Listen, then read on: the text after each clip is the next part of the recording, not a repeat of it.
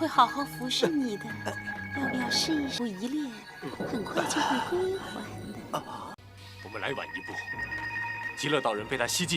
單名一個堅字，佢就封咗未央生仲。Di Sex and Zen 2 ini menceritakan ada sebuah keluarga kaya di kota Chinmun. Simon Qian adalah pemilik keluarga itu. Lelaki ini mengidolakan karakter Mo Yang San, dan setiap pagi, dia selalu melatih otongnya agar keras seperti besi.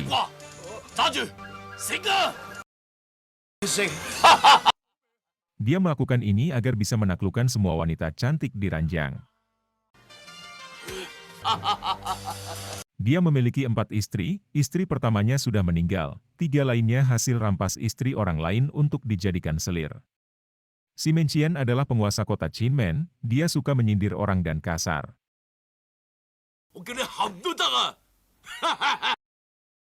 Untuk menjaga staminanya ini, Simon Qian selalu mengkonsumsi sosis kuda, sosis harimau, sosis lembu jantan, dan segala macam sosis binatang.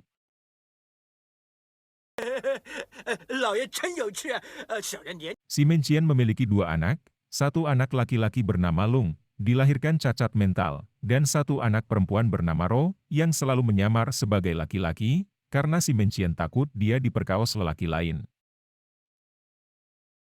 Ketika sedang bermain layang-layang dengan abangnya, dia bertemu dengan seorang pelajar bernama Hua Tao, yang kebetulan sedang mengintip orang bercocok tanam.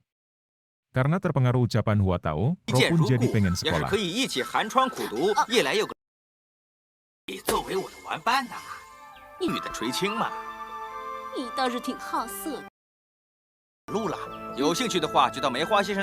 Melihat anaknya yang belum juga pulang, Simon Qian pun marah dan menyuruh bawahannya untuk membawa mereka pulang.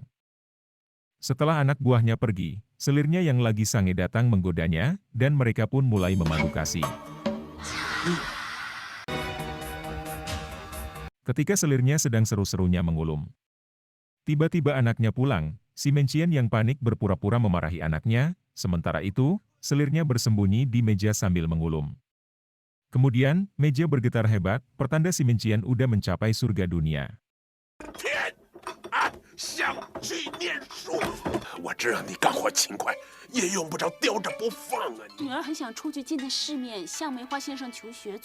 Pada tengah malam, Ro mencoba kabur dari rumah, untuk bersekolah di luar, namun, aksinya ini pun ketahuan oleh pembantunya. Ayahnya sudah tahu kalau Simon Ro bakal memberontak dan kabur. Sehingga Ro pun dibawa kembali untuk menghadap nenek moyang, di sini Ro mengira dirinya mau dipukul dengan rotan. Namun, yang terjadi, ayahnya malah memperbolehkan dia untuk sekolah. Tentunya dengan syarat dia harus memakai baju pelindung kesucian yang dibuatnya.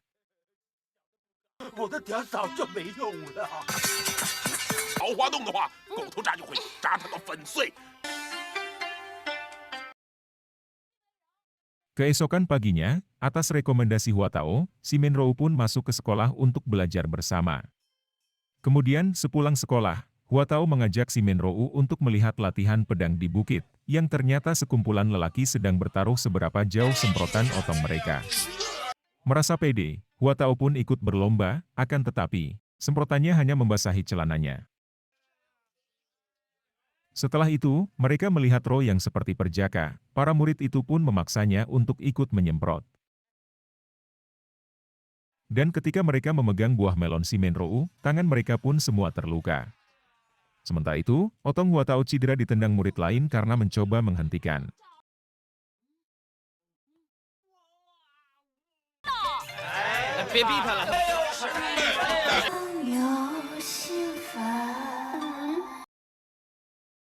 Malam harinya, Simon Ro yang tadinya melihat para lelaki menyemprot jus pun terangsang hingga dirinya mimpi basah. Hua Tao yang mendengar suara erangan kemudian menghampirinya, dan betapa terkejutnya dia, mengetahui ternyata Ro adalah wanita.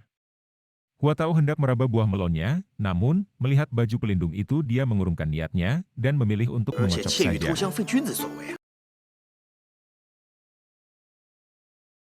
Dan ketika sedang keasyikan mengocok, gas sengaja dia terpeleset dan otongnya malah masuk ke goa pelindung itu, dan terpotong hingga sisa 2 inci saja. Keesokan paginya, atas rekomendasi gurunya, Simon Ro membawa Hua Tao untuk menemui seorang dokter di Gunung Cikung, untuk mengobati otongnya yang sekarat. Sesampainya di sana, dokter menganalisa dan mengatakan kalau otong Huatao sudah gak tertolong, dan kemudian, dia menawarkan Huatao untuk mengganti otongnya, dengan otong mekanik saja. Otong ini memiliki banyak fungsi, di antaranya dia bisa memanjang, mengeluarkan jus layaknya otong normal, dan mengeluarkan asap misterius untuk meningkatkan sensasi. Karena tingkat kesulitan transparansi ini, dokter mau melakukannya jika mereka mampu membayar 5 RBTL. Biaya yang sangat mahal sekali. Huatao tidak mau membayarnya dan bertengkar dengan dokter karena biaya yang gak masuk akal. Kemudian, si Menrou mengeluarkan 5.000 tel dan membayar dokter Tao. Melihat ketulusan Ro, dokter pun ingin memberinya bonus bulu otongnya yang lebat. Setelah menerima uang, dokter pun memulai transparansi itu dengan membaca buku ritual rahasia kesucian, yang katanya pada episode terakhir itu mengajarkan kita cara berubah jadi wanita atau pria sesuka hati, dan panjang umur dengan menyerap energi dari lawan jenis. Beberapa saat kemudian, sekelompok orang misterius yang membawa tandu mengunjungi kediaman dokter Tao, dan orang yang duduk di tandu itu menamai dirinya sebagai Putri Hayalan. Kemudian, di dalam ruangan, Huatao yang sedang transparansi bertanya, kenapa otongnya belum ada reaksi? Seketika itu juga, Putri Hayalan memasuki ruangan, dan yang terjadi? Otong Huatao langsung memanjang dan memutar, melihat keseksian Putri Hayalan. Karena Huatao merepotkan, dokter pun menyuruh bawahannya untuk membawanya ke belakang. Sementara itu, dia sedang berdiskusi dengan Putri Hayalan. Putri Hayalan meminta dokter untuk mengubah wajahnya, dengan imbalan dapat menikmati goa basahnya. Tak berapa lama kemudian, dokter pun berhasil mengubah wajah Putri Hayalan, sehingga mulai saat ini hanya dokter Tao yang mengetahui wajah asli Putri Hayalan, dan kemudian dokter berkata, dokter mengajaknya untuk memadu kasih di kursi ini, dan Putri Hayalan berkata dia bersedia, jika dokter bisa izinkan dia untuk membaca buku rahasia kesucian sebentar saja.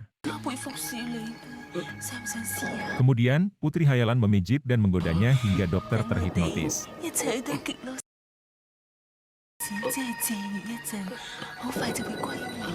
Sementara itu, di luar sana, Ro melihat sekelompok pasukan berkuda telah tiba. Kemudian ketua pasukan yang bernama Iron Man bertanya kepada Ro, apakah kamu melihat orang yang masuk ke dalam? Ro menjawab seorang wanita telah masuk. Kemudian, terdengar suara badai dan petir. Iron Man dan pasukannya bergegas menuju ke dalam, dan pertarungan berdarah pun terjadi. Namun, mereka terlambat. Dokter Tao sudah tewas setelah energinya diisap oleh Putri Hayalan.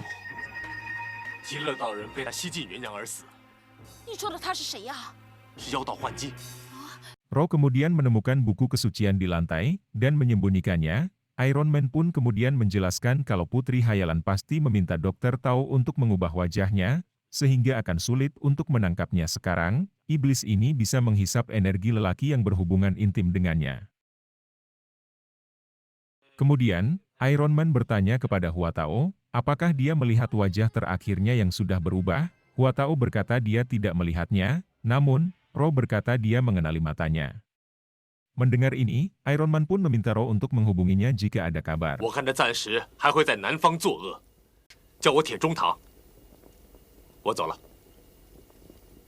Di tengah perjalanan, Ro mendapat informasi kalau kakaknya yang cacat mental ini akan menikahi seorang gadis cantik bernama Xiao Cui. Kemudian di kediaman Simen, terlihat Si Mencian sedang marah-marah menunggu mempelai wanita anaknya yang belum tiba juga, dan tak berapa lama mempelai wanita pun tiba. Dan melihat kecantikan mempelainya itu, Si Mencian terbengong dan sampai lupa diri mengira dirinya yang akan menikah.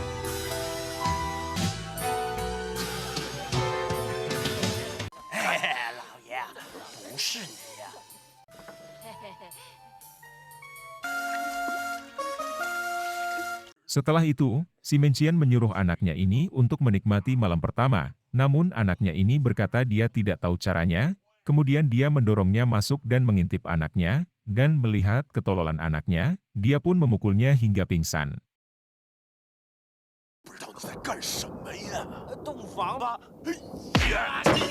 Setelah itu, dia mencangkul Xiao Cui dengan penuh kasih sayang.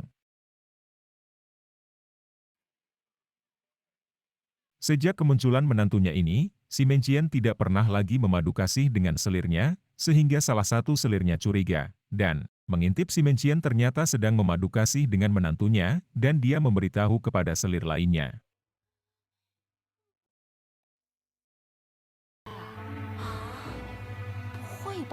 Dan saat tengah malam harinya, terlihat selir kedua ditangkap oleh sesosok iblis, dan kemudian diperkaos dengan semua goanya dimasukin sosis iblis. Setelah itu esok harinya, mayat selir kedua ditemukan mati mengenaskan. Ro berharap ayahnya mau menyelidiki kasus tersebut karena kematian ibu keduanya ini sangat mencurigakan. Namun, Xiao Cui mencela pembicaraan, dan berkata bahwa dia semalam melihat selir kedua kabur dengan dua lelaki membawa koper. Sehingga si Mencian menduga selir keduanya ini telah berselingkuh, dan lelaki itu mengincar uangnya kemudian 一定要查 membunuhnya. 清楚，看谁吃了豹子胆。去吧。 Kemudian, selir pertama memberitahu Ro bahwa ayahnya telah selingkuh dengan Xiao Cui. 喂，什么事啊？ Sehingga, Ro curiga, dan malam harinya mereka mengatopsi mayat selir kedua. Dan menemukan bahwa kematiannya ini banyak kesamaan dengan yang diceritakan buku kesucian, dan Ro menduga putri hayalanlah pelakunya. Kemudian dia meminta Hua Tao untuk mencari Iron Man, karena hanya dia yang bisa menghadapinya.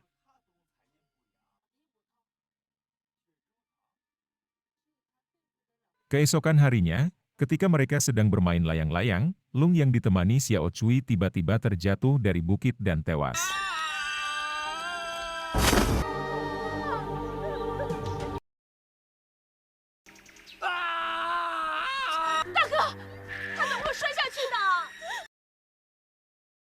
Sementara itu, si Mencian, yang harusnya bersedih atas kematian Lung, malah dengan bangganya mengumumkan Xiao Cui sebagai selir keempatnya. 人间现在宣布，纳小翠为第五 Ro 房 tidak setuju, dan berkata jika kamu memberistrinya maka kakak tidak akan beristirahat dengan damai. 不明目，你来看看明不明目？ Dan melihat si Mencian yang bersikeras, Ro pun mengancam untuk pergi selamanya. Hal ini membuat si Mencian sangat marah dan kemudian menamparnya. Dan tiba-tiba, Iron Man tiba dan menangkap Ro. Iron Man datang untuk menangkap Putri Hayalan. Dia kemudian menjelaskan kepada si Mencian bahwa Putri Hayalan berada di rumah ini, dan dia tidak lain adalah menantunya yang bernama Xiao Cui. Namun, si Mencian tidak percaya, dan bersikeras membela Xiao Cui, dan mengatakan jika ada yang berani menyentuhnya, maka dia akan membunuh mereka. Tidak tahan dengan sikap si Mencian yang keras kepala, Ro pun pergi bersama Iron Man. 谁也不用怕。 Saat malam harinya, Putri Hayalan kembali beraksi, kali ini selir pertama yang menjadi korbannya. Sementara itu, si Menrou dan teman-teman sedang mencari petunjuk di rumah orang tua Xiao Cui. Saat sampai di kediaman orang tuanya, mereka menemukan 3 mayat kering yang sudah meninggal bulan lalu.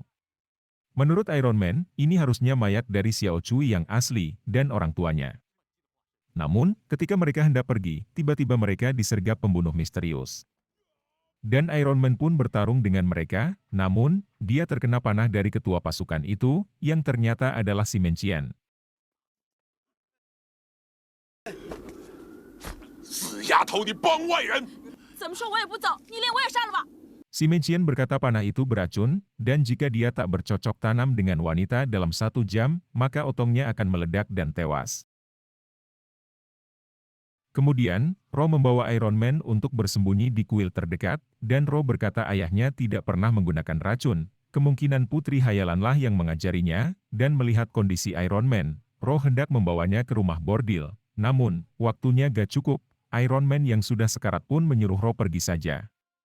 Kemudian, Ro mengaku dirinya adalah seorang wanita, dan meminjamkan pedang Iron Man untuk menghancurkan pelindungnya.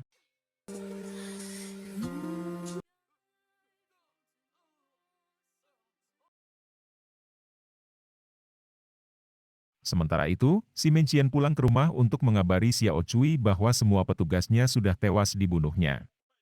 Dan Xiao Cui memujinya, dan demi merayakan keperkasaan itu, dia mengajaknya untuk minum anggur.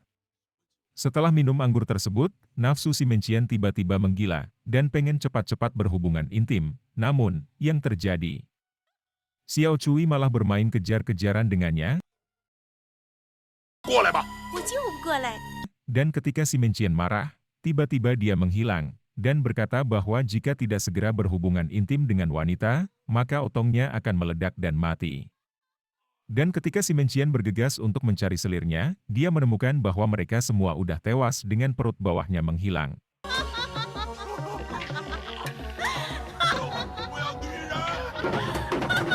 Karena tidak ada wanita lagi di rumahnya, otong si Mencian kemudian meledak dan tewas kebocoran darah dari lubang otongnya.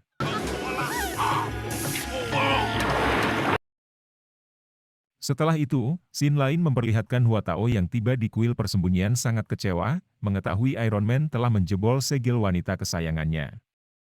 Iron Man kemudian meminta maaf padanya, dan berkata saat ini dia sudah mengetahui ilmu menguras putri hayalan dan berencana untuk menghabisinya ketika dia berada di puncak kenikmatan. Namun, agar rencananya ini bisa berhasil dia butuh Huatao untuk menjadi umpan, dan bersetubuh dengannya. Dan sesampainya di kediaman Ximen, Ro dan Huatao disambut hangat sama Xiao Cui, yang mengatakan bahwa si Mencian telah meninggal 3 hari lalu karena penyakit akut, dan Xiao Cui berkata bahwa sekarang di rumah ini hanya sisa dia seorang diri. Kemudian, Ro berkata mereka akan tinggal di sini selama beberapa hari, dan jika butuh bantuan, silakan cari Huatao.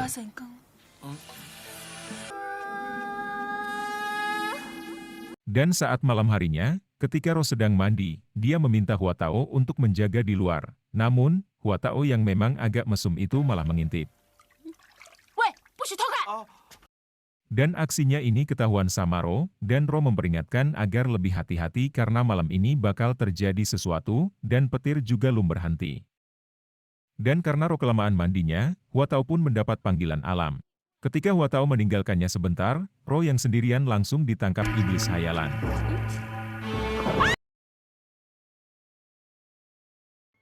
Setelah itu, iblis hayalan mendatangi Huatao dan menggodanya, dan dia mengatakan dirinya sangat takut sendirian di kamar, dan mengajak Huatao untuk menemaninya. 这刀啊，难道怕别人强奸你？是不是怕我？ 不是，当然不是了。焦家，风又大，我很害怕。我连回房间也害怕。是，我回房间了。 Termakan godaan iblis, Huatao tidak peduli lagi iblis itu pria atau wanita, hajar aja. Dan di dalam kamarnya, demi mencari perhatian Huatao, Xiao Cui berpura-pura menangis, dan berkata jika ada pria yang benar mencintainya untuk 1 malam saja, maka dia akan rela mati untuknya. Dan mendengar ini, Huatao langsung memeluknya dan berlagak seperti pria sejati. Setelah itu, Xiao Cui pun mengajaknya bercocok tanam. Dan singkat cerita, Huatao pun langsung mengenjerotnya, dan ketika lagi seru-serunya bercocok tanam, Huatao merasa ada tangan kuat dan kasar mencoba memperkaos goanya. Ternyata itu adalah iblis hayalan, dan untungnya otong mekanik menyemprotkan asap dan menolongnya. Kemudian, Huatao melarikan diri dan bertemu dengan Iron Man yang muncul untuk menghabisi iblis hayalan. Dan setelah itu, dia menyuruh Huatao untuk bersembunyi, sementara dia bergegas untuk menghabisi iblis itu. Iron Man terus mengejarnya, dengan menebas sana-sini. Namun, iblis ini sangat licik dan berhasil lolos, sampai pada akhirnya, malah Iron Man yang dihabisi iblis itu dengan menyamar sebagai Huatao.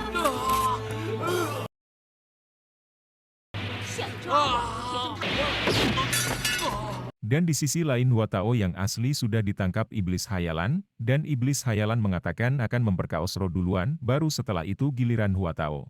Kemudian, iblis hayalan membaringkan Ro ke kursi kesenangan, dan memberi Ro minuman anggur yang membuat nafsunya naik, sehingga iblis itu bisa menyerap energinya ketika Ro mencapai puncak kenikmatan.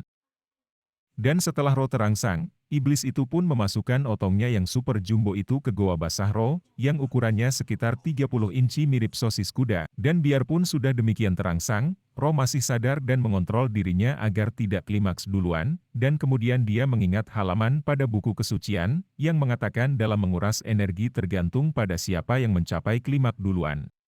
Ro kemudian mencoba mengendalikan situasi, dan dengan memakai posisi woman on top, dia berhasil membuat iblis itu muncrat dan otongnya meledak. Dan tiba-tiba Huatao yang berhasil membebaskan diri, muncul dan menghabisi iblis hayalan dengan menusuk jantungnya. Setelah kejadian itu, Ro dan Huatao membakar kertas untuk orang yang sudah tewas dibunuh iblis hayalan, dan si Mencian yang tak percaya takdir dan bersikeras memperkaos wanita, hingga anak dan istrinya diperkaos iblis. Sehingga kalian mau percaya atau tidak sama takdir, itu tergantung kalian.